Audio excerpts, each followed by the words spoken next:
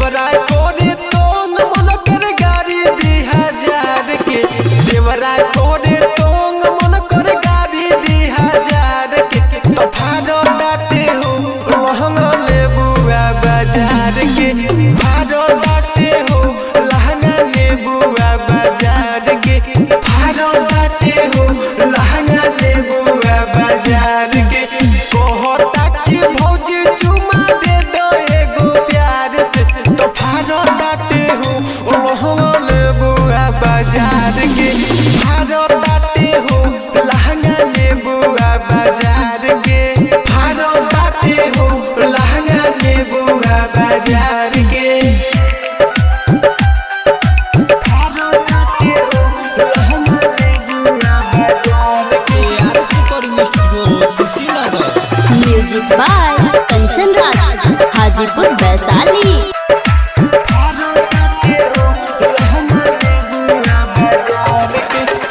मन नहीं बात राजा देवरा हमार हो, मिलते ही मौका हमके धोरे या कवार हो, धोरे या कवार हो, धोरे या कवार हो।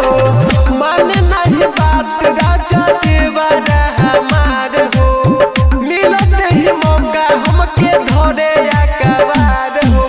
कहता कि देवरा भौजी घूमे लुटू झाड़ के, कहता कि देवरा भौजी घूमे लुटू झाड़ के। तो फारो डाटे हो लहंग कटोहरी बाजार के, फारो डाटे हो लहंग कटोहरी बाजार के, फारो डाटे हो लहंगा नेबुआ बाजार के।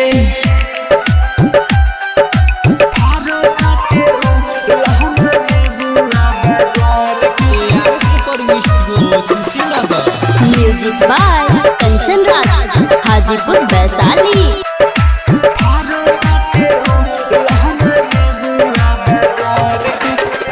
रवि दुलारा जल्दी